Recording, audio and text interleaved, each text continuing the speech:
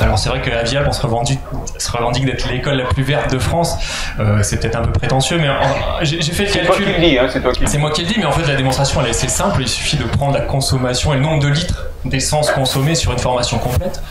Aujourd'hui, une formation, ça a toujours été, hein, c'est 200 heures. Tu parles d'une formation complète de zéro jusqu'au pilote professionnel, ATPL théorique. Commercial aussi. Alors, j'ai eu la chance de passer par l'ENAC. À l'époque, c'était même le CEFA, les SFACT. J'ai fait ma formation ici. L'École nationale d'aviation civile. Voilà, exactement. Et j'ai noté, j'ai fait une addition toute simple du nombre de litres que j'ai consommé. C'était il y a 20 ans exactement.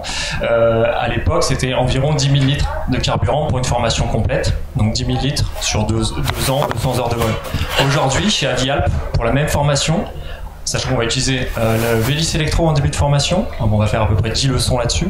Ensuite, on a un simulateur de vol, je fais un petit peu de pub pour Alsim, mais le simulateur AL250 qui sert également en formation VFR, en PPL, on va faire jusqu'à 10 heures en formation PPL, ce qui est assez rare finalement.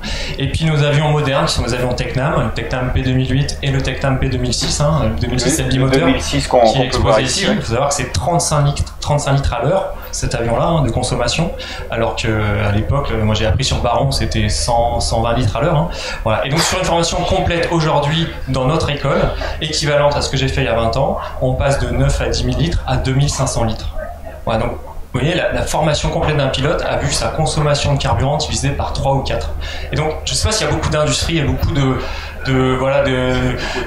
secteurs d'activité où il y a eu un tel effort de fait sur la consommation et de carburant.